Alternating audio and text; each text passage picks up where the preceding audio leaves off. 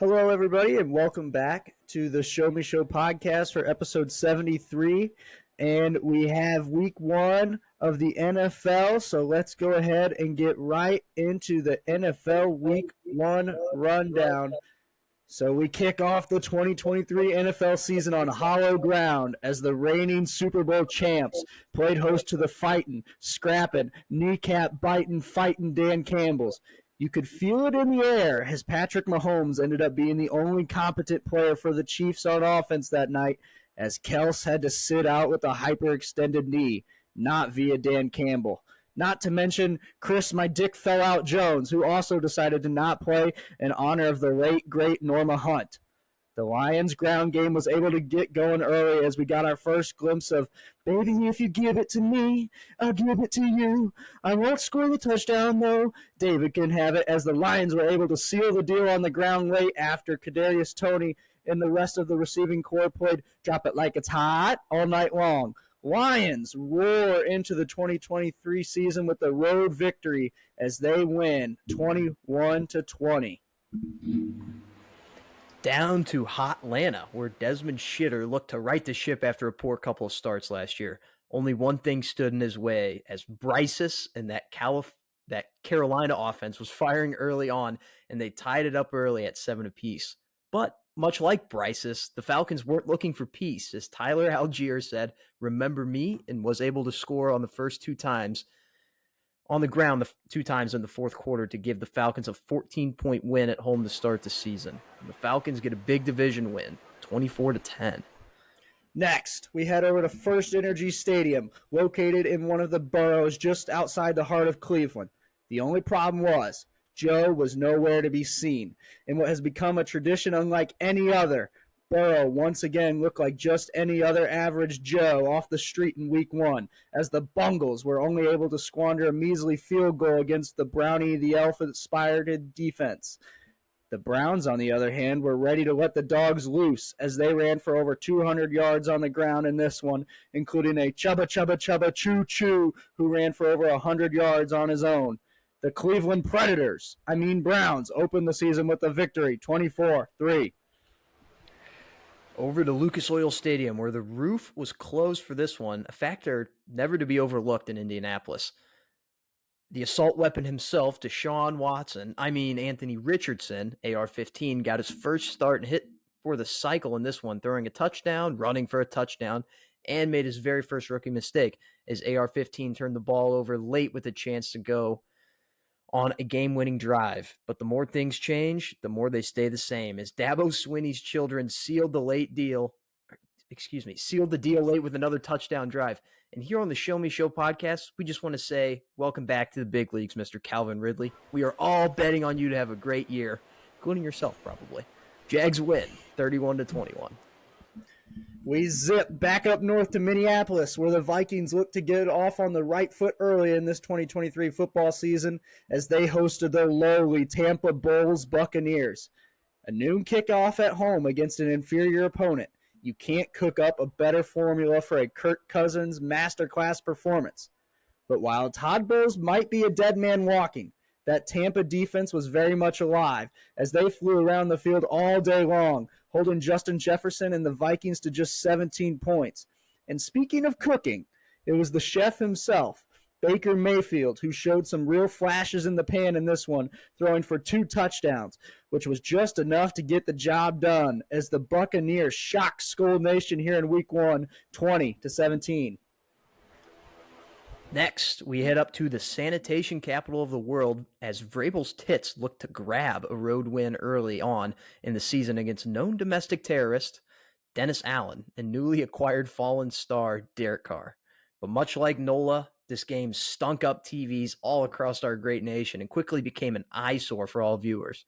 Without ever knowing anything about Ryan Tannehill, you would have assumed that he was a former wide receiver playing quarterback in this game. So he had one of the worst performances of his entire career, throwing 3 interceptions. And despite not scoring in the fourth quarter, the Saints were still able to secure a fourth quarter victory, as the Tits could not find the promised land down the stretch. And on the weekend, where we all remember the tragedies served to this great nation at the hands of terrorists, it hurts us here at the Show Me Show podcast to see Dennis Allen get a victory nonetheless. Saints win the sicko game of the week, 16-15. We head out to the great Steel City, where Mike Tomlin looked to get another 500 or above campaign started against a very tough opponent in the Niners. While he didn't knock your Brocs off with his play, Purdy did more than enough to cruise in this one, as Ed McCaffrey's son ran for 150 yards and a touchdown, and Ayuk had the Blue State chanting, "Let's go, Brandon," from their $500,000 one-bedroom apartments, as he went for 129 yards and 2 tutties. Kenny was tempting the Niners defense to pick it all afternoon, throwing bad pass after bad pass that got Pittsburgh overwhelmed early, and it became too much to mount a comeback. Niners channel their inner fans and Steel win in the Steel City, 30-7. Next, we head to Raljon, Maryland, where the good folks of D.C. look to start a brand new era. After ending the dictator regime of Dan Snyder, the Taliban now has control of the area, and the fans are absolutely electrified after he threw for 200 yards and a touchdown, despite all efforts from the Cardinals' defense to drone strike him. But just like their QB's chance at growing hair, the Cardinals' offense didn't stand a shot, as they put up just 9 points, all from the leg of Matt Crater. Commies get their first win of the season, 20-16. Up the coast, after a skip and a hop, we land in the heroin capital of the world, where the Baltimore Ratbirds look to get off to a hot start against the very much meddling Houston Texans. Things were chippy early on, as the Stroud boys were out in full force singing to the tune of "We Don't Like Your Kind" around here, as they were able to keep the game close going to half, only trailing by 1 point.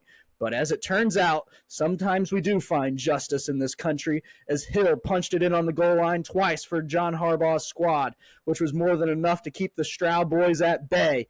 And for C.J. Stroud, he didn't look all that stupid as his combine test showed, despite not reaching the end zone. Maybe D'Amico has something cooking down in the H-Town. Either way, Ravens win, 25-9. Now over to the gem of the Midwest that is Soldier Field, where Bustin' Fields look to turn around this new era of Bears football. And while me and Cam have no bitches, love was certainly in the air in the Windy City, as Jordan Love looked to reclaim the Packers' parental guardianship over the Hallis-owned organization after giving it away this past Father's Day. Jordan showed off his zip early on, hitting Romeo Juliet Dobbs for a touchdown in the back of the end zone. Per usual, things continued to spiral out of control for the Bears after that. And once again, the more things change, the more they stay the same, as the Packers push the Bears all over the place on their way to a dominant road win, 38-20. We make our way over to the Rocky Mountains, where the new sheriff in town, that is Sean Payton, looked to right this sinking Broncos ship. Only one thing stood in their way: the sexiest man to ever grace this earth, Jimmy Garoppolo. Russell Wilson almost looked all the way back in the first half, throwing 2 touchdown passes, but William Klutz missed an early extra point, which was all the difference in the world, as Jimmy G was able to find Jacoby Michael Myers, killing the defense on 2 separate occasions, as he caught 2 touchdown passes in this one. I'm sure Brandon McManus was laughing somewhere as the Raiders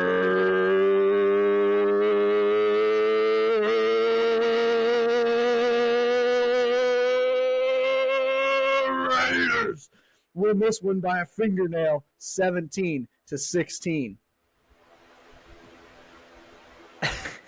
Up to New England, where Mac Jones was asked to simply not screw up Tom Brady's big day, as they unveiled the biggest lighthouse in the world for the GOAT.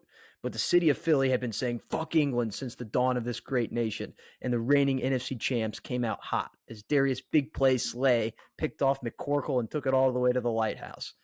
Bill Belichick looked like the wettest dog in the entire world, but as the great DMX said, "I bark very little, but I know how to fight," as the Patriots came roaring back, scoring 14 unanswered to only trail by 2 at the half. The Eagles had to rely on old Jake Elliott as he kicked 3 second-half field goals to grow their lead, but Kendrick Jason Bourne didn't go quietly into the night, as he scored a second touchdown to get the Pats back in it. But ultimately, the Eagles' defense would stand on their head, maybe even spin on their head too, one last time to seal the deal. And the Eagles crash the party and win this one, 25-20. Over to California, where they know how to party, as Boltman and his Chargers look to put 2 and on to a screeching halt, But in a touching tribute to Eric Carmona, our beloved fallen leader of Tuanon, Tua threw for 466 yards and 3 touchdowns. But in another touching tribute to one of our favorite football conferences, Justin Herbert and the Chargers channeled their inner West Coast Pac-12 at night vibes, and this one quickly became a shootout. No offense to Tupac. But it was Mike McDaniels who got the last laugh as Tua found Tyreek Hill late in the fourth quarter for the go-ahead touchdown. And while the over was crushed in this game, maybe the bigger story is that we might have an emerging MVP candidate coming out of Miami. Dolphins win 36-34. Expect us. Tua at the top of the passing yards leaders? Huh? What's he doing up there? Up the coast to Seattle, where the other team from LA was looking to steal one from Geno Smith's Seahawks. The Hawks got the scoring going early on, but then it was St. Louis native Kyron Williams, shout out, who got into the end zone twice on Sunday for the Rams. But I hope you brought your dancing shoes because Tutu Atwell was able to do a ballet all over the Seahawks secondary to the tune of 119 yards on 6 catches. In fact, the Seahawks defense was spinning so much, they puka all over the place. And BYU product Nakua caught 10 passes for 119 yards as well. The Seahawks played so bad in the second half, you would have found yourself saying, oh my God, as they ran only 14 plays in the second half and ended up getting blown out at home. Maybe McVay and Stafford have something cooking here, Cam, as the Rams win 30-17. Over to MetLife Stadium, where the G-Men played host to the Cowboys. Well, if you came for an epic fat head coach showdown, you were quickly disappointed, as Daniel was not able to keep up with the Joneses, turning the ball over 4 times in the game. The Mike McShitta-led offense was able to capitalize all night long, and things got ugly fast for Dable and company, as they simply did not look like the playoff team from a year ago. The Giants might be as dead as Jerry Jones, but hey, it's week 1 for everyone. Cowboys throttle the G-Men on the road and win this one 40-0. A massacre. We stay put at MetLife Stadium for Monday Night Football, where the Jets look to get the Aaron Rodgers era started with a bang on 9/11. But much like that fateful day 22 years ago, the Jets crashed and burned quickly as, shout out to the Towers, Aaron Rodgers' Achilles exploded on just the 4th play of the game. But just like that fateful day 22 years ago, New York had some unknown heroes come out of the woodworks as Jordan Whitehead picked off Josh Allen 3 times. In what looked like a game the Jets had no chance of winning, the Bills continued to piss down their leg until they couldn't anymore. As undrafted rookie and Ron Milheiser's boy, Xavier Gipson, took the Bills' punt in overtime all the way to the house, and the Zach Milson era is back on as Salah's Jets get the win 22-16, but we all know they didn't really win. And that is what happened in week 1. That's week 1. Very good end to the first slate of games, I'll admit. The Sunday Night Football, very rough, but what a sick game that was on Monday Night Football. Sad, with what happened to Rodgers at the very beginning of the game. I'm still upset about it, honestly. And I'm not even a Jets fan. It's just I just love watching Rodgers play, and I thought they had a chance this year. But I mean, just watching him run out the tunnel with the flag, and whenever he ran out to the field for the first drive and he got like a standing ovation, the aura was insane for about 4 minutes. It was, there was a vibe change. There was a culture change in the New York Jets facility. You could tell. And it only took 4 minutes for them to revert back to the normal Jets, where whatever can go wrong will go wrong. And the one guy who came in to help change your entire culture and your vibe is now gone for the rest of the season, just 4 minutes in. So it was one of the most shocking things, I think, of the year, personally. Definitely in the sports world. It was just one of those things that kind of took everyone off guard, like watching him fall down and just the sigh of like, oh no, I hope he's okay. And, as a Packers fan, sure, the Packers lose out on the first round pick. It now goes to a second round pick, which sucks. But I mean, I wanted to watch him play as a Jet. I was excited to have kind of like a second team to root for, an AFC team, and a quarterback that I absolutely love. Probably my favorite quarterback of all time, and I just love watching him play. And I was so excited for it, and then all of a sudden it just ends. And now they go back to Zach Wilson, and that's like committing suicide. It's I don't Shout know how out to Eddie Bradshaw. I don't know how else to describe it, man. But they are reportedly, I think, looking for some veteran QBs. I don't know who exactly they're looking at. I know that Colin Kaepernick's agent reached out, and I can only imagine that they're probably answered that call and were like, "Oh, he's interested. Okay, okay. Well, we'll call you if we're interested back." And then they hung up the phone and just immediately started laughing. Um, but I don't know what other veteran QBs are available. Like Joe Flacco's been talked about. Maybe trading for Teddy Bridgewater, but I don't know why you would do that. I mean, Zach Wilson is not very good, but I think you're better off to roll with him. He's been in the system all year. He's going to have Rodgers, in the locker room. So, a lot of the mental problems that he has, I think can kind of be dwindled down a little bit with Rodgers there to kind of mentor him a little bit. But some people are saying trade for Trey Lance. That doesn't make any sense at all. No, that doesn't. No. It's Some like of the Zach names. Wilson, but worse. Yeah, I agree. Some of the names I've seen thrown around. Scam Newton, Matt Ryan, who's probably already irking to get out of the booth after that his broadcast partner made a 28-3 joke right as they started. Philip Rivers, I saw he's got a kid on the way, so maybe they could use the baby bump with him. I don't know. And there's a couple more. I saw they were looking at possibly trading for Gardner Minshew, which I can't imagine would be too expensive, to be quite honest with you. So they have some options. I think they can also just ride with Zach, but if he goes down, then they're really screwed, if you ask me. Do they have a backup QB right now? I think they do. They cut Strevler. I don't know if it's Boyle that's backing him up right now. Oh boy, That's not exactly a great name to have backing you up, but the guy who no one knows how he got in the NFL. exactly. It is a college. bewilderment. I So don't know how he's still in the NFL. I don't know. I feel like there's a backup quarterbacks kind of remind me of coaches in the NFL. Like they just get tossed around. It's just like this never-ending cycle of head coaches. Getting new jobs somehow, and offensive coordinators shuffling around, and coaches like that. It's kind of the same with backup quarterbacks. Backup quarterbacks that they won't play.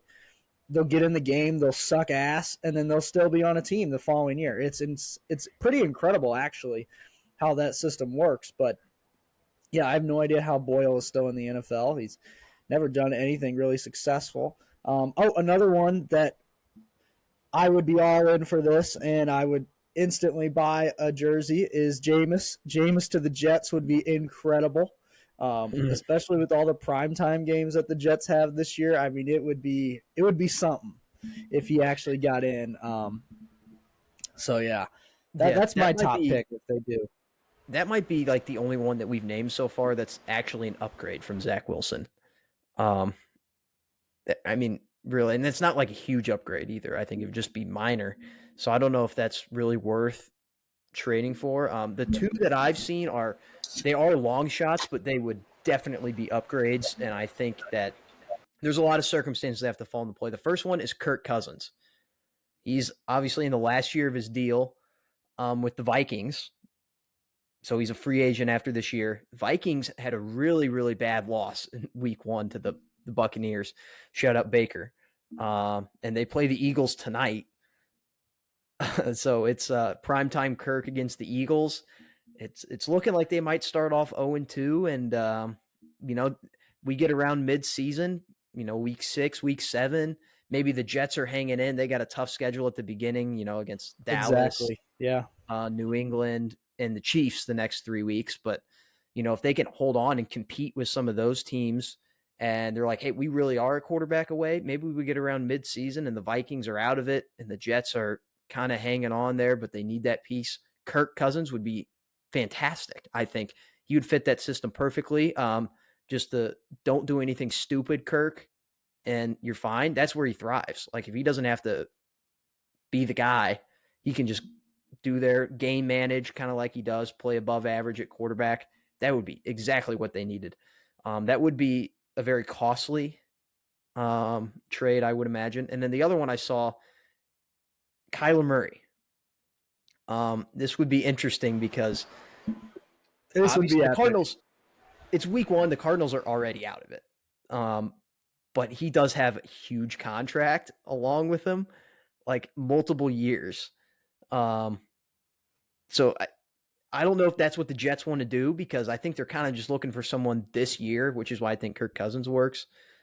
But Kyler Murray would be there forever, and then that would take out Rodgers coming back next year. It would probably take out Zach Wilson ever being the quarterback for the Jets in the future. They really have to like commit to Kyler Murray long term, and they have to wait for him to come back from his ACL injury. But that would just be a very funny thing. I think to have Kyler Murray in New York, he would just be battling the media every single day. It would be hilarious. But I think that he would be an upgrade to Zach Wilson. I don't know if he can win that team a Super Bowl, but he would definitely take them to the playoffs and upgrade them at that position. Yeah, Also that would be very pretty blockbuster. I feel like if that was to happen, Oh, yeah. because the factors that you just mentioned, like you're right, Zach Wilson, they would never be able to mess with him again. And you're right, Aaron Rodgers would probably be done as well, or they'd have to ship him off somewhere for that final year, which is a crazy thing to think about when you think of all the things he's already done for this team, like shaving off $30 million from his contract. I was thinking about that. Could you imagine shaving off $30 million from your contract only to your season's over in 4 plays? You know, that's Yeah. a crazy thing to think about. But yeah, that sounds pretty blockbuster. In it, you're right. It's probably the most comical situation here at play that could happen. It'd be I mean, so it would fun. just be all hell breaks loose, and then obviously the Cardinals would probably just draft Caleb Williams, but and be right back in it in Another terms Lincoln of good Riley quarterback product. play. Yeah. So Let's see how that works out.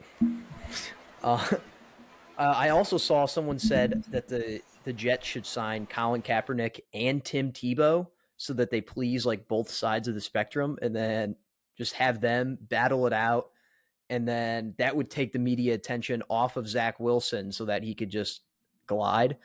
I, that's not a bad idea either. If you just tell the whole team like, hey, don't talk to these guys. We're just doing this. Just pretend they're not even there. Just continue to play football. they're not That even a would never part of the happen. team. That would never happen. But yeah, the Roger is it's just sad, especially seeing what he said to Garrett Wilson like at halftime when he went in to check on him and he just said, "Sorry, kid." It just heartbreaking. That hit Just home. That yeah. sucks so bad. So, As a sports fan, that's about as low as you can go. yeah. In terms of the actual game, uh, it kind of looked like the Bills had it in the first half because the Jets just weren't able to do much with Zach Wilson back at the helm. But Josh Allen, 3 interceptions to the same guy, played awful. 4 turnovers once again. Uh, and in his press conference, he was saying same shit, different day. Uh, you know, in terms of the turnovers, I mean, he lost them this game pretty much. They couldn't do anything with him back there because he would just turn it over even when they would get something going. Uh, and then obviously Xavier Gibson with the punt return in overtime all the way to the house. Really cool story. Undrafted rookie. Barely made the team, but it's only the third punt return for a touchdown in overtime in NFL history, which I thought that was insane. But there it is, Xavier Gibson. So, yeah, the Bills, they're probably going to be fine. But Josh Yeah. Allen, he just has these games every once in a while that are horrendous and completely loses the game, and it's pretty much where it's all his fault because it's not like the Bills' defense played bad. They played pretty damn good. So, yeah. Yeah, I learned two things from this game. One, that the Jets are cursed and are never going to win a Super Bowl. Like, that's one of those I'm going to have to see it to believe it type of things. I'm never picking it. And another thing is that the Bills aren't going to win a Super Bowl with Josh Allen. I know that might sound crazy, but I've kind of been hanging on to this for a while. Like, I like Josh Allen. He's a good quarterback, but he just doesn't really seem like a Super Bowl winning quarterback to me.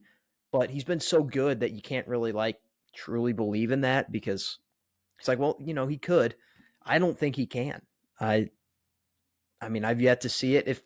If he does, then hey, I see it to believe it. But I don't know if I would believe in Josh Allen. He's got the intangibles, but he just tries to do too much sometimes when he doesn't have to. That team is so good. If he could just be a little more Kirk Cousins and a little less Mahomes, they would be better, honestly. Like, the Chiefs are a team that needs Mahomes. The Bills don't. They just need a good quarterback. Jordan Whitehead caught more passes from Josh Allen than what Gabe Davis did. So take that with what you will. That's crazy. Yeah.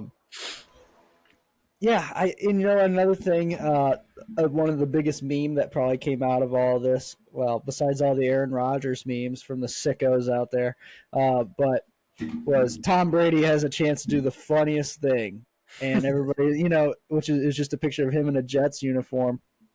Honestly, Luke, I'd be freaking down for that. Now, he would have to go ahead and like sell his stake or whatever in the Raiders for this year, I think. Yeah. But couldn't he just buy it back or like give it to the bank so we could like get it back later or something? I don't know how that shit works, but I would be so down for him to play in the NFL again this year for the Jets. Just one last run. He's the GOAT. Like, why not just let him have one last run at it? But I think Jets fans would be so fine with that too. I think they would too. But yeah, maybe what game do you want to jump to here? We could jump to that game. That game was kind of interesting. Which The one? Lighthouse game, Philly at New England, real quick.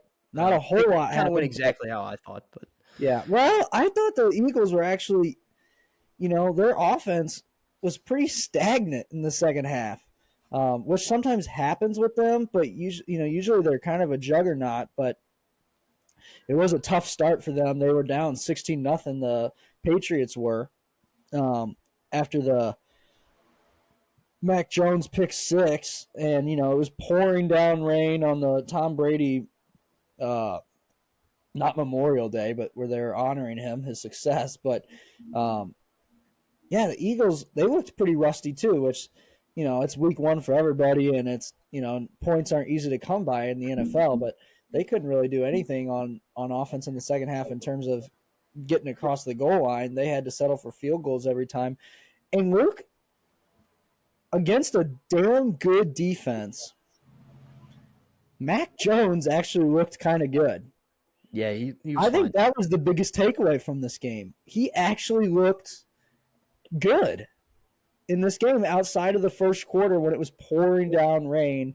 And even the pick six, I mean, it wasn't a good throw and it's on him, but it was, technically I think it might go down as a drop because it hit the wide receiver in the hands, his fingertips at least. But I don't know. He actually looked good. He had 3 touchdown passes, 1 to Hunter Henry and 2 to Kendrick Bourne.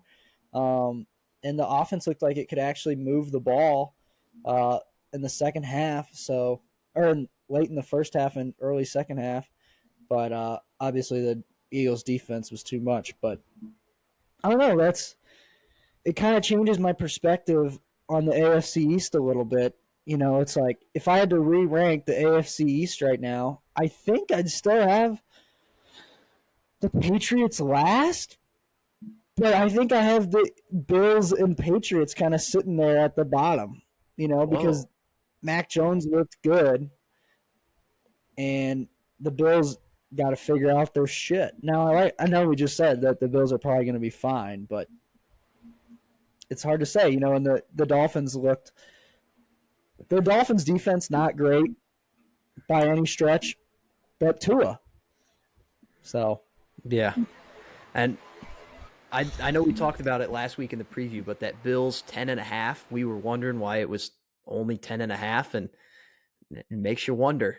Did they know something? So, I guess we can jump to the Packers Bears game. This one was funny for me. Um, I mean, Very funny. it went kind of how I predicted. It just happened a lot sooner. I was expecting, Bears fans were really, really high on their team and Justin Oh Fields yeah. the whole off season. And I thought that it was going to come to fruition this game and then it would fall apart after that and it would be funny. But it didn't come to fruition at all. And honestly, that's funnier. Which, I mean, I don't blame the Bears fans. It's just a continual wheel of sadness, that they spin out every year. And, when they actually have a little bit of hope, I don't blame them for getting involved with it. But I mean, as a non-biased, non-delusional fan, I was like, do you really think Justin Fields can win the MVP? No, there's no way.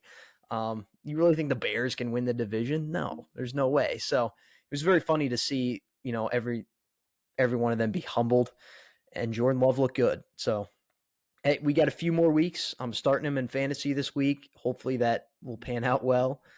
But I got to buy a new jersey for the Packers, and Love is in the air. He's one of the ones that I'm thinking about. So a few more weeks to prove it, and he may be the guy. I need you. What does their schedule look like upcoming? Easy. Like maybe just like their next 3 games. Easy. I was looking at their schedule the other day. I didn't realize how easy it was. Outside of the 2 games against the Lions and the game against the Chiefs, maybe even the Chargers, it's all mid and below. Like outside of those 4 games, the best team we play is, I don't know, the Giants, the Saints. Wow. That's awesome. Okay, yeah, you guys got a real shot. Obviously, I've been a zip guy for a long time, so this felt so good to see when he hit Romeo Dubs in the back of the end zone there early. The ball whizzed like it. The way he threw it, it was awesome. It was nice to see. I was watching. We had to turn it off Red Zone just to watch that game because we were watching with a very enthusiastic, optimistic Bears fan. And it was just funny. It was just sad. It was just sad. It was just, it's just the same story over and over again. And, it was at home for the Bears. The Justin Fields looked like he was running the Gary Pinko offense, the late Gary Pinko offense, just random ass screen plays and shit like that. I mean, it did not look good. Bears defense did not look good either. I tried saying that. They're ass. They just have nothing.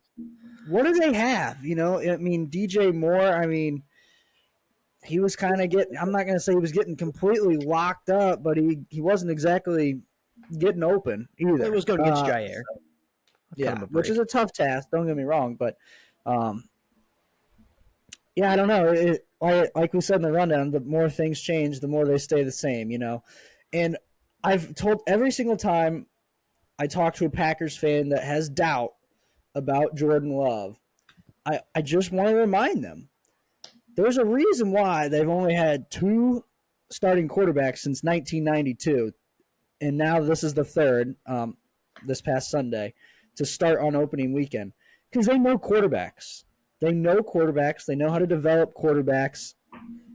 I think they just did it again. They have this kid has extremely awesome arm talent. That's why they drafted him out of Utah State, just because of pretty much his arm talent, which is kind of a risky thing to do when you just draft somebody off of arm talent.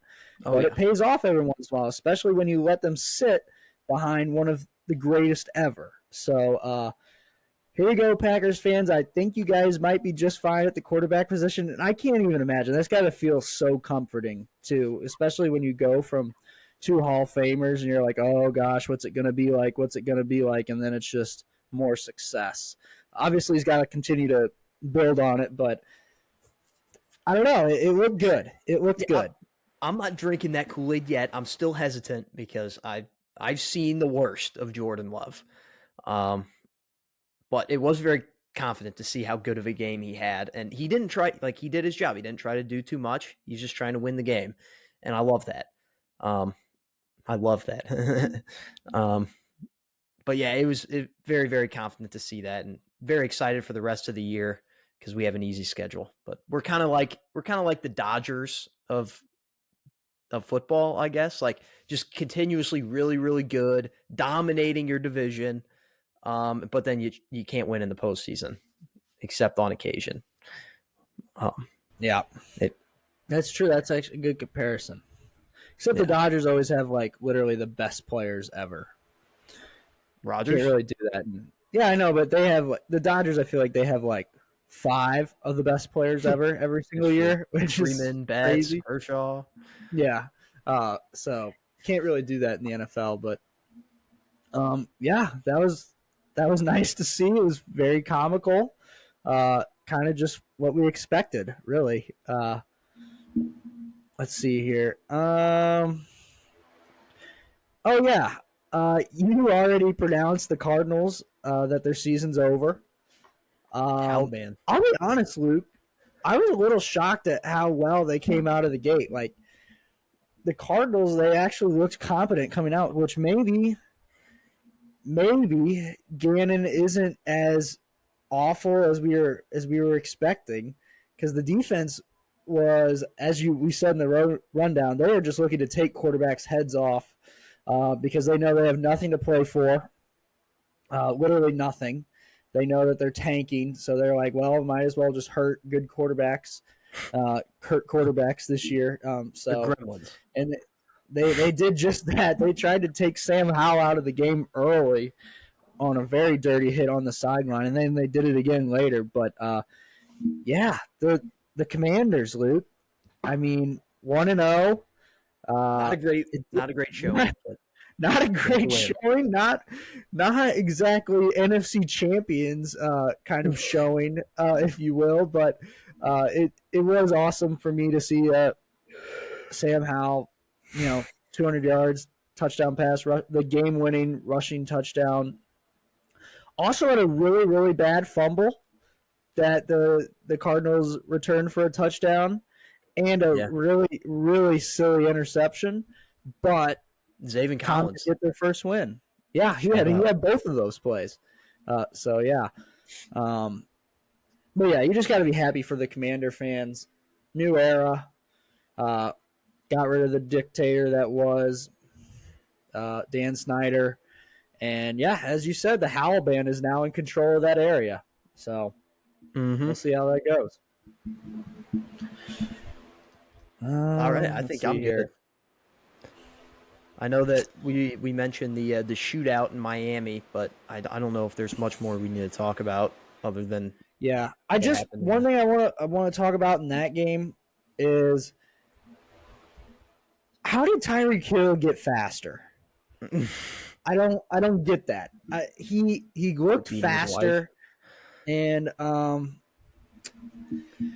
that's really there's all to it. And I just want to point out that this was the double veto game, and it did work out in our favor, thankfully. Very close. And I think it came down to not wearing the candy ass jerseys, Luke. I think candy ass jerseys actually can slow you down a little bit, and the all white jerseys, I mean, Tyreek Hill looks like Usain Bolt in those jerseys. So, not to mention Tua, one of his best performances ever, in a nice touching tribute to Eric Carmona, the guy who started 2-on and died in a motorcycle accident suddenly not that long ago. So, yeah, that was interesting. Rookie quarterback play. Bryce Young looked okay to start. And it's fine. That was about it. It's week 1 for everyone, but especially for rookies. Yeah. Especially for rookie quarterbacks. CJ Stroud didn't make any mistakes, really, or like any dumb plays. But they lost 2. They couldn't even score a touchdown. At least Bryce Young scored a touchdown. One thing from the Carolina game, Hayden Hurst, who caught Bryce Young's first touchdown, just threw it into the crowd, which was a crazy thing to do. That was oh shit, who did that to the Cardinals player the other day to win the other day? Oh yeah, Pete Alonso. Pete Alonso did that. Luckily for Bryce Young, and actually probably better for Hayden Hurst, he said that a fan actually threw the ball back willingly. So that's pretty cool. Hayden Hurst let off the hook. He posted something on Twitter about it. So about how fans need to get off his ass now that the guy threw the ball back. But yeah. And are those the only two? Oh, AR-15. Another. He actually had a decent little start too, but really bad rookie mistake when they had a chance to win the game. But all three of them not. I want to like. I'm trying to think of just a horrendous first NFL start for a rookie that Nathan you just Peterman. can't overlook. None of them really had that. So yeah, were those the only three rookie Yeah. quarterbacks that started this week? I think that's it. So Yeah, because Clayton Tune didn't, because Josh Dobbs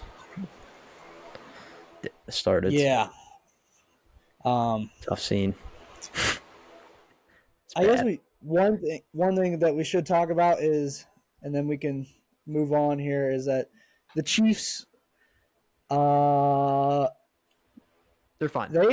they might want to add something at receiver. Or just get rid of something at receiver. I get that too, but I feel like Kadarius Toney is a great gadget guy. But holy shit, I mean, he lost them the game, and that was a crazy game to watch because Patrick Mahomes. It literally was like watching that Super Bowl against the Buccaneers. I mean, he was just hitting guys in the face with the football, and they were dropping it. And the Lions were able to pick them off, return one to the house. Brian Branch out of Alabama. It's just not good. They need to find guys that can catch the ball. That last drive, he hit every single receiver in the hands, and they all In field goal dropped range. in field goal range. They Every should have won that single game. player. He hit every single player in the hands, and none of them caught it. I don't know if that's like this is like the first sign of like what paying a quarterback that much can do to a roster, while also having to pay like guys like Chris Jones and Travis Kelce. But when you look at it, Patrick Mahomes' contract it's nothing compared to like Joe Burrow's new contract and even like Herbert's and stuff.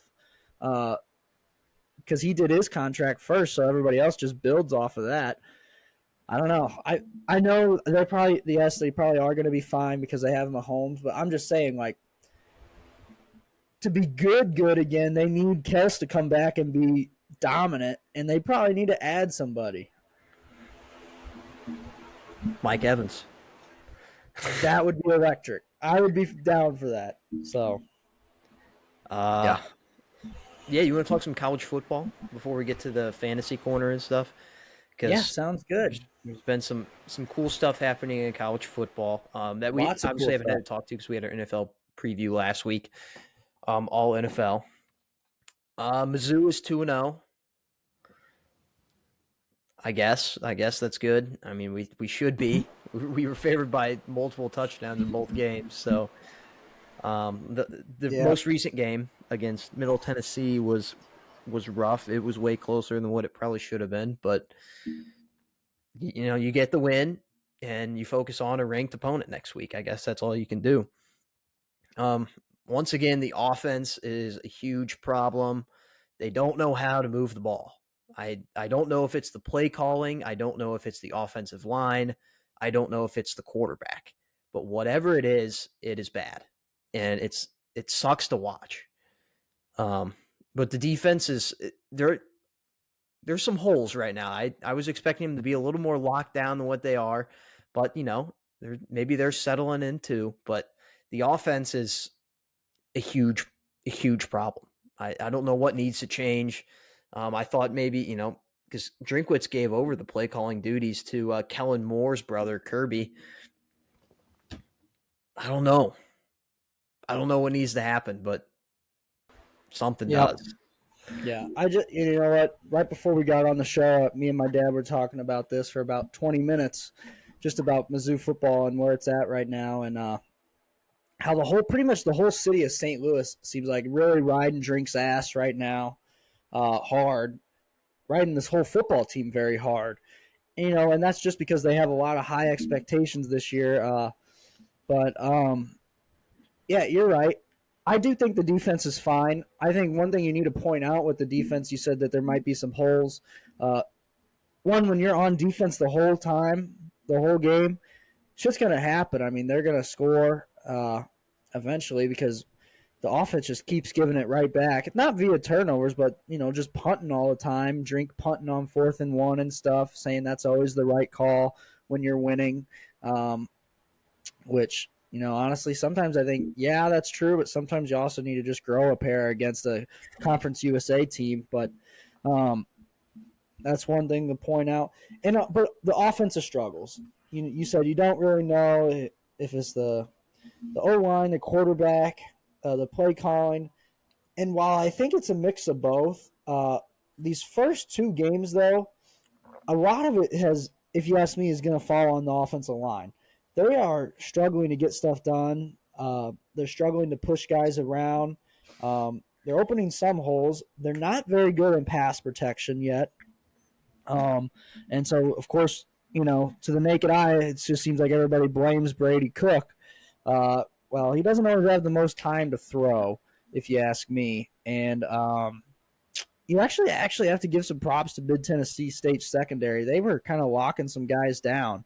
But I don't know what to say besides that the offensive line has played not very good. Obviously, Brady Cook. Here's the assessment on Brady Cook. He's the best quarterback on the team, if you ask me. I think he gives you the best chance to win. But that doesn't mean he's a world-beating quarterback here. He's probably average, maybe slightly above average, if that. But he gives you the best chance to win. I've seen a lot of people thinking they drink just playing favorites and shit like that. Bro, you're not going to play favorites if your ass is on the hot seat. And you have a potential to make millions and millions of dollars. You don't really care about favorites at that point. You're trying to win. You're trying to give your team the best chance to win. So I don't buy into any of that horse shit. But big game this week. I mean, this is the biggest game. We'll get to that this Saturday's game a little later on, but yeah, that'll be a big statement. Now. It's a good time. Oh, actually, never mind. I know why you said that. Yeah. We got fantasy corners back this week, so yeah, we got some stardom, synonyms, and sleepers. What was I going to say? Oh, you mentioned you're a big Drinkwitz guy. Well, maybe not a big Drinkwitz guy, but you believe in him at least for this year. And you said he brings in good recruiting classes. Well, here's some stats. I sent these to you the other day, but hold on. Before we read off these stats, let's not sit here and isolate Drinkwitz like this is the only head coach that this is happening to in the entire nation with the transfer portal and with all this NIL shit. Let's not act like he's the only person at fault here that this is happening to. Now, can he do a better job of keeping these guys? Yes. But let's not sit here and act like he's the only one in this whole football landscape that's getting hit hard by this. Yeah, but I'll say it. Kids aren't as tough anymore. If you're going to say that, they want to move. Yeah, but if you're going to say that, you cannot use he brings in good recruiting classes as an excuse for him to stay. If you're going to say that, you can't go both ways on this. That's what I'm saying. I get that, but if that's the only thing, you're like, he brings in good recruiting classes, but guess what? He can only keep 2 of them every year. 2021, he signed 23. 16 left the program. 2022, he signed 20. 3 left the program, which, granted, that was 1 year ago. But 43 total players, and 19 have already left, and only 4 of them are starting. So, I mean, you take that with a grain of salt. I mean, out of the 43 players he signed, 4 of them are starting. 19 of them are already gone. The transfer portal is at its highest that it's ever been, but, I mean, when you see guys like Mekhi Wingo just dominating against Florida State, one of the best offenses in college football, you just can't help but wonder, what if he was at Mizzou? What if he stayed? I get it. Some guys move, but you got to be able to retain And you know some. what I get though? Mizzou can't fork out as much money as some of these other schools. That's just a part of it. They're trying their best. I think he's trying his best because he knows how important it is, the NIL shit, especially when you lose guys like Dominic Lovett. Just this past year, your best wide receiver on the team to an in-division rival, just because he got a freaking bag, So I get what you're saying that you can't go both ways on that. Drink has picked up a lot of kids in the portal too. Some of the best players on this team are via the portal. Tyron Hopper, I'm always forgetting this guy's name, but the big offensive tackle from Houston. Multiple guys on the D line, stuff like that. But I see what you're saying, but Yeah, and hey, if they get a win this weekend, suddenly all that talk just kind of it starts to fizzle out. exactly, it does. So a lot of it depends. Big game the next 2 weekends, really. The one at Memphis is a pretty big one too. Any other stuff in college football you want to talk about? The Colorado emergence, Deion Sanders has been insane. It's been so fun just for the league. Yeah. Yeah, they play Colorado State this week, which is always a fun rivalry game for them. Is that game day? No, I don't think so. I wouldn't imagine it is because it's not exactly a world-beating game. Colorado State's 0-2. This slate sucks this week. Though. Yeah, it's not great. I'll still watch if I can because I'll say this, when the slate looks like it's going to be bad, usually it's the opposite. The games are just epic. And you're always due, like, I'm going to keep my eye out on the sicko forecast for this week in terms of games because there's bound to be some classic sicko games this weekend that I will definitely like to tune into. So I'll make sure you have your notifications on for the sicko weather service this weekend. But I saw that Colorado State's. They are in Boulder? Yeah, game day's going there. For game day? Game. Jesus. Colorado State's head coach already said about Deion Sanders that when he talks to the media, he goes, "My mama raised me to take off my glasses and hat when I talk to other adults." So already taking shots at Deion. They be hating. Luke, I don't know why you poke the bear in this situation if you're Colorado State. You suck ass. You're on the road. Colorado looks like a damn good team. Why poke the bear in this situation? I don't really get that. So yeah. Also, North Carolina, Appalachian State. Maybe they should just play every year. That would be fun. It is just one of the craziest games every single year. I have no idea why, but it just is. And that's biased, but also you could say that from an unbiased perspective too. It's just a wacko game every single year that they play. Obviously, Texas dethroned Alabama. Look, the Alabama dynasty might be done. Yeah. I'd like him to get one more, but I don't know if he's going to. The offenses fell off the face of the earth. The quarterback position has massive decline. The wide receiver position, massive decline. I don't know about the offensive line. I would assume it's still pretty good. But those are two big positions that it's hard to win when you fall off that much. So, yeah. Secondary is ass, which is crazy because that's Nick Saban's coaching position. That's his group. So it's always tough to see that group struggle. But yeah, I think that's pretty much it. The Big 12 not Big 12, Pac-12 was like 18-0. They did finally lose a game. Yeah. Arizona lost in overtime. 18-1, I think. Yeah. No, California lost to Auburn too, at home. That's right. Arizona. That's one of my top 3 sicko games of the week. It's been a while since I've seen a game where the teams were just back and forth saying, no, you take it, no, you take it, no, you take this game, no, you take this game, and just nobody wanted it. Wild to watch. So yeah, that I just wanted to point that out. Very gross, but Yeah. whatever. Yeah.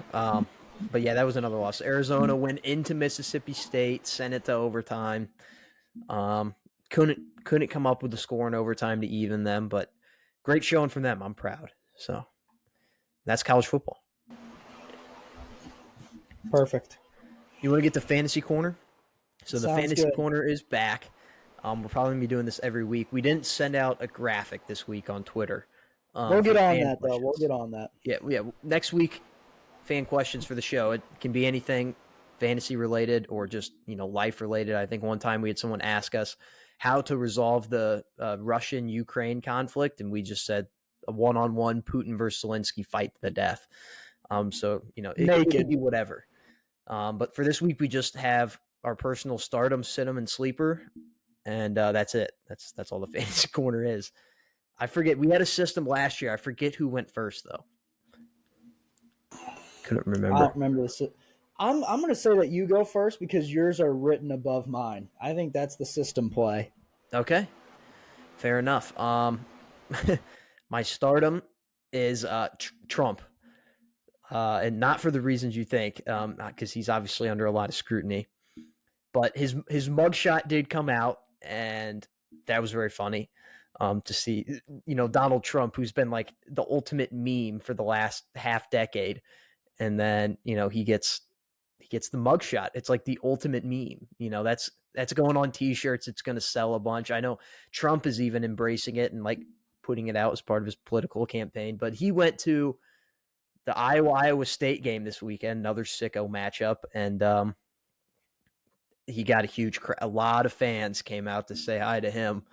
And if that's when we're talking about the political scheme, Iowa's the first one to vote on that type of stuff, and they say that Iowa can kind of control the elections, like the primaries and the nominations and stuff. And if that's any sign, it's Trump is going to be running again. So prepare yourself, whether you love him or hate him. That's why you got to start him. Yeah. Whether you love him or hate him, you got to prepare yourself. You still have to start him. Hate him or love him, you got to start him. Exactly. And then my sit-em is musical artist. So I have a couple on here. The first is Kid Cudi, just because he was supposed to release an album this weekend, but then he pulled it back and for like a few more months. So I'm kind of mad about that. But then the other one is Zach Bryan. He got arrested. I forget what he got arrested for, but yeah, he got his mugshot. Because his album was so shitty that they arrested him. That's just what I heard. I don't know if that's real or not, but that's just what I heard. Hey, I'll be honest. I've never listened to him, so I'm not going to make a judgment on his music, but I know he's become like a huge, huge sensation. So he's like the male Taylor Swift. Maybe not quite that level yet, but. And then also Colin Kaepernick. Just because the fact that he's even still trying to get in the league. One, he's ass. Two, he would create so much controversy that no team would do it. And three, he literally compared the NFL to slavery, and now he wants back in. That is one of the wildest things. You can't take him seriously when he does this stuff. So sit him, and then you could also. I thought I could have swore you were going to put this on the sit him, but Spectrum. I got something for you on that. We'll get to that here in a moment. My stardom is the Nun. The Nun. Let me do my sleeper. Oh shit! I thought that's my bad. That's my bad. Similar to the Nun, but my sleeper is not me because me and Cam we watched both of the Annabelle movies this weekend and been a little on edge whenever I turn out the lights at night. So I eventually do get to sleep, but it's a little difficult now. I'm overcoming it. I'm getting better every night, but for a few nights there was a little intimidating. Yeah, that's on me, but whatever. That was one of those things I wasn't scared during the movie at all, but afterwards it lingers. Yeah, it definitely can. My stardom is the Nun. She's back. If you've ever seen the Nun, I don't know how this bitch is back, but she's back. She causing all kinds of chaos in the Nun too. Free ad, I guess, but she's back. I thought they locked that bitch up forever, but she's back. So she's gonna be affecting Sister, whatever her name is. So yeah, I plan on seeing that with our good friend Jacob Michael Baldwin here next weekend. So there you go. My situm is Travis Kelce, Luke. Not only because he has a hyperextended knee, but because he has been.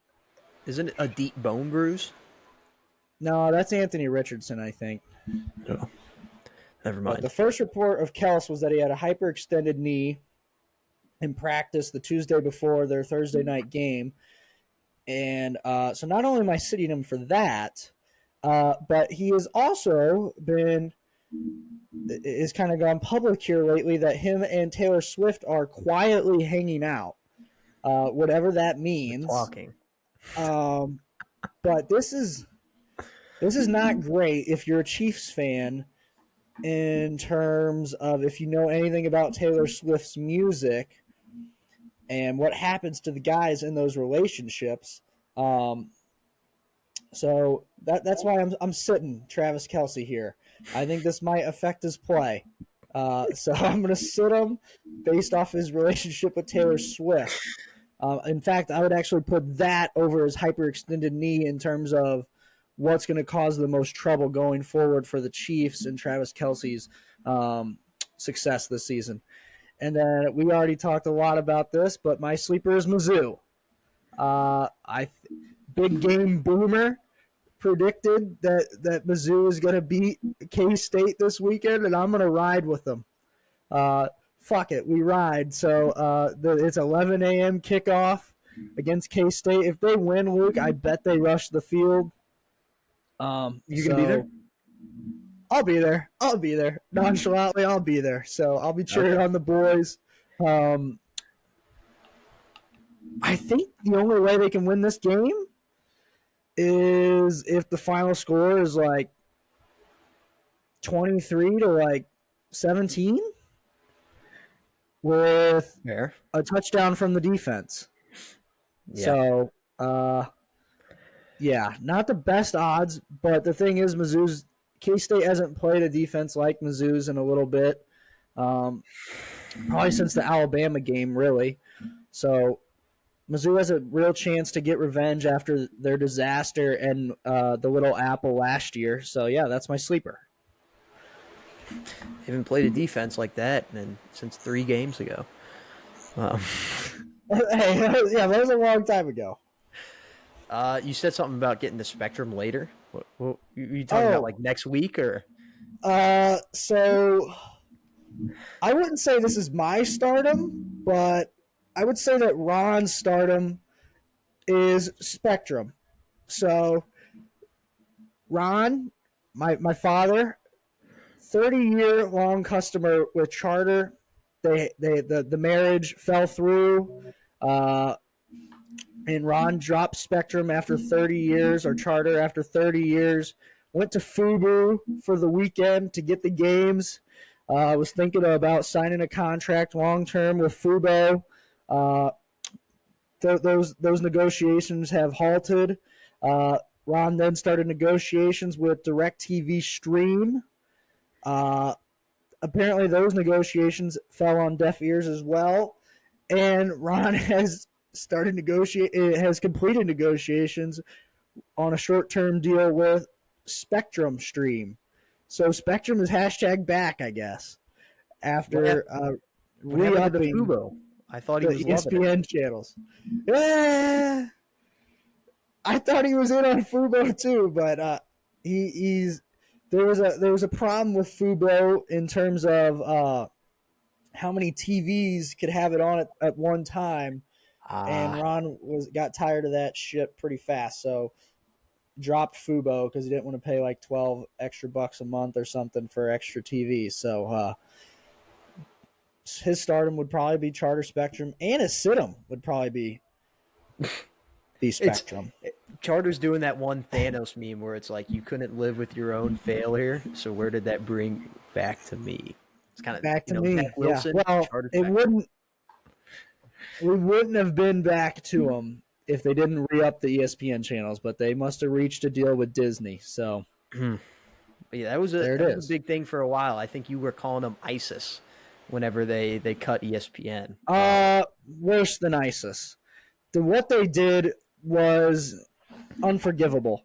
They canceled football the minute football was kicking off that Thursday night, that fateful Thursday night of 2 weeks ago. Let us watch all the pregame shows, all of that shit, only to cancel the games right before kickoff.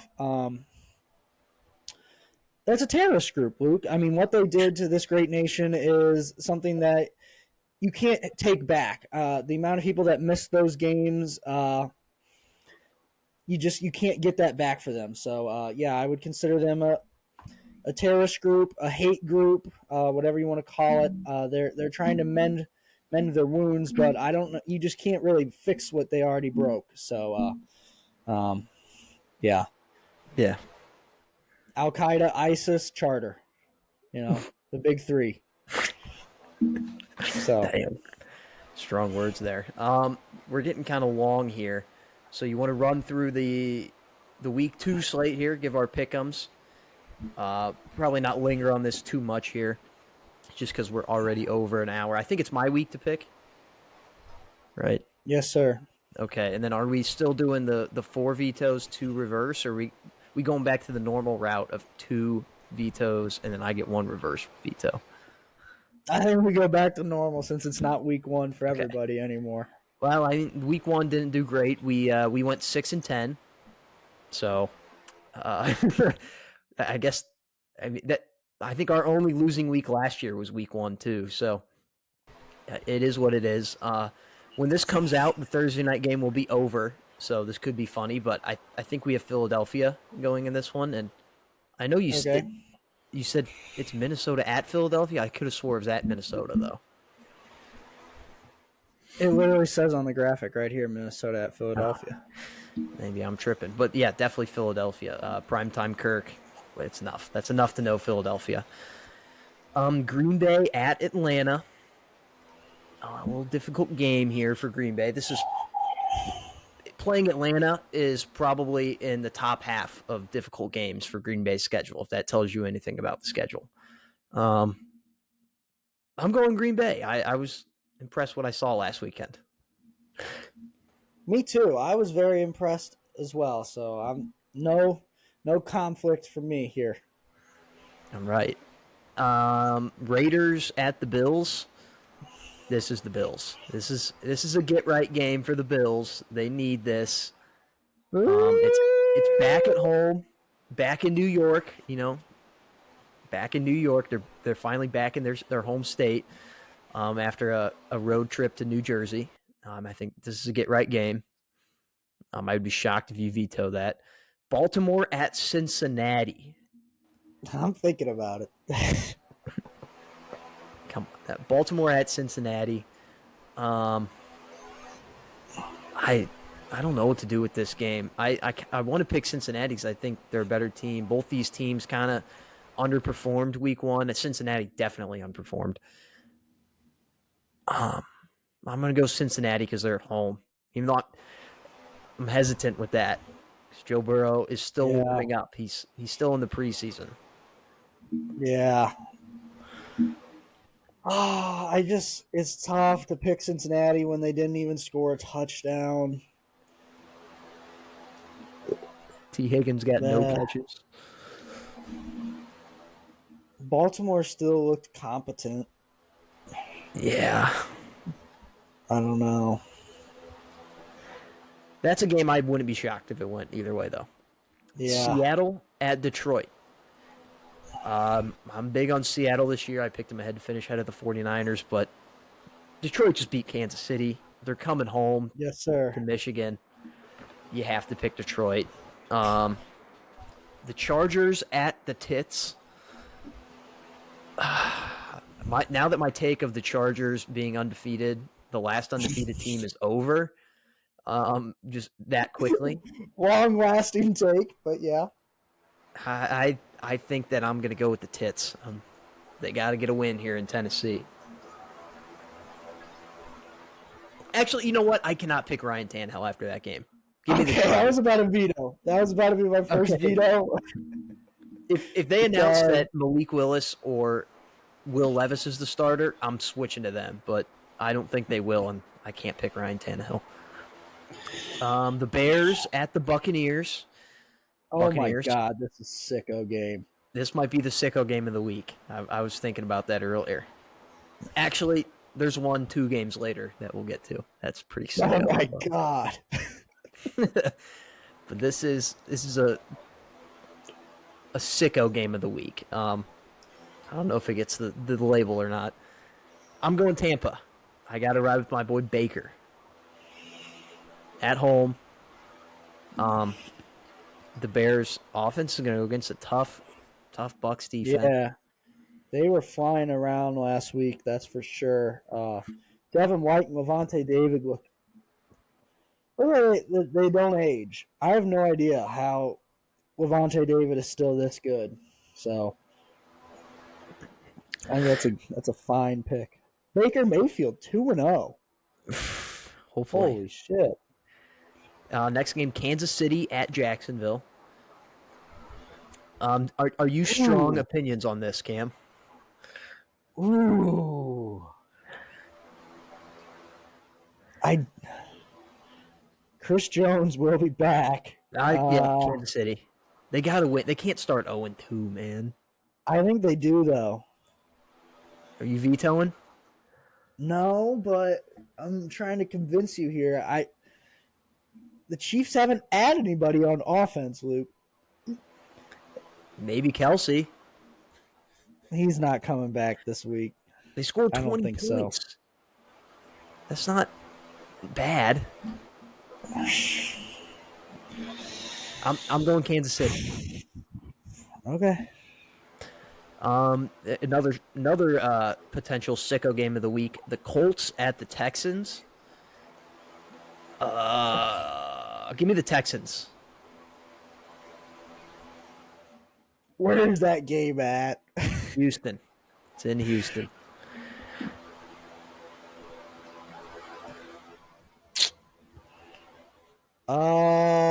We can come back to that if you're not sure. Okay. Yeah. The Niners at the Rams. Both of these teams are 1-0. It's in LA. I have to go with the Niners. Yeah, Niners are freaking humming. And the Rams look damn good. But the Niners are humming. Yet another matchup for sicko game of the week. The Giants at the Cardinals. Oh my this God. is a get-right game for the Giants. Line. They need this. So, Giants. A lot of road teams this week. I got the Giants winning in this one 13-9. I like it. Not they exactly finally get points. Right. They finally score. The Jets at the Cowboys. This is the Cowboys. I'm not going to explain that any further. The Commanders at the Broncos. Give me the Commanders. Give me the Howlers. The Howlers going to go hide out in the mountains. Let's go. Yeah, I'm not in love with it, but on this graphic, it says this game's at 4:25, but it is definitely the Sunday night game. Miami at New England. I don't know. I could see this going either way. Miami, I think people are going to be high on them, and like you said, Mac Jones played good against a solid defense. This Miami defense isn't as good as the Eagles. So I'm going to go New England. Not so fast, my friend. I want to go with Miami again. Tua is on a heater. His head is still intact. He's on a heater. So All right. we go with Miami here. A little veto there. And then we have 2 Monday night games this week. That's interesting. I think they usually do that week 1, but maybe they wanted to have one standalone game this year with it being 9/11 and stuff. But New Orleans at Carolina. Give me the Panthers. Give me Frank Reich. And Cleveland at Pittsburgh. Ooh. I'd like to pick I'm going to have Pittsburgh in to this stop one. you right there, actually. I think New Orleans wins this game. Really? I do. I hate to say it because I think it's just going to take the Panthers a little bit longer to get going, which it's almost to the point where, like, if you wait too long, then you're not going to have enough time to catch up, especially with the Saints starting 2-0. I just think the Saints are a little bit more competent right now. And I mean, sometimes, when you have a terrorist leading an organization, sometimes they hit a lot of targets at once. So I think they're going to be able to rack up another win here. Here's the thing. They scored 17 points against a mid-Titans defense. This Panthers defense is better. And they're on the road. Yeah, but this Saints defense is better than that Falcons defense. Yeah, I know. This is going to be a very low-scoring game. But if you veto, I'm reverse vetoing. So Fuck. It's right. Panthers no matter what. Jesus. All right. Cleveland at Pittsburgh. I want to pick Pittsburgh in this game, but after what I saw last week, it's the Predator. The Predator. We got to go with the Browns in this one, I think. And that's the slate. Do you have any thoughts on the Houston game? You sticking with Houston? It's kind of a mind-numbing game to think about, really. It's one of those games, Luke, that's probably not going to show up on Red Zone for the first 30 minutes. They're probably going to show the kickoff, and whichever rookie quarterback's first drive is first, and then you may not see that game till the second or third quarter. It's kind of one of those situations. So, no, I don't have any thoughts on it. I do like that Indianapolis was able to score 3 touchdowns last week, but only 2 were offensive. This is kind of a feel-out game for me. I need to watch this game to kind of you can't do that. We got to pick now. To kind of, for going forward, to kind of figure out how to pick these two teams because. Oh yeah. I just don't know. I don't know how good the Texans' defense is. I don't know either. They played solid last week, but yeah, they did. I'm sticking with Houston. We got a lot of away teams this week. 1, 2, 3. It 4, was the 5, week of away 6, teams 7, last week. 8 to be exact. So, all right, that's the slate. Hopefully, we get back to. What do we need to go to be over 500 here? 10-6 or 11-5 to be over. Okay. We're not gonna do that, but we'll get back. Yeah, no. We'll get back. We'll bounce back. Yeah. So that's the show. Unless you have anything else, Mr. Cam. That's it, my friend. All right.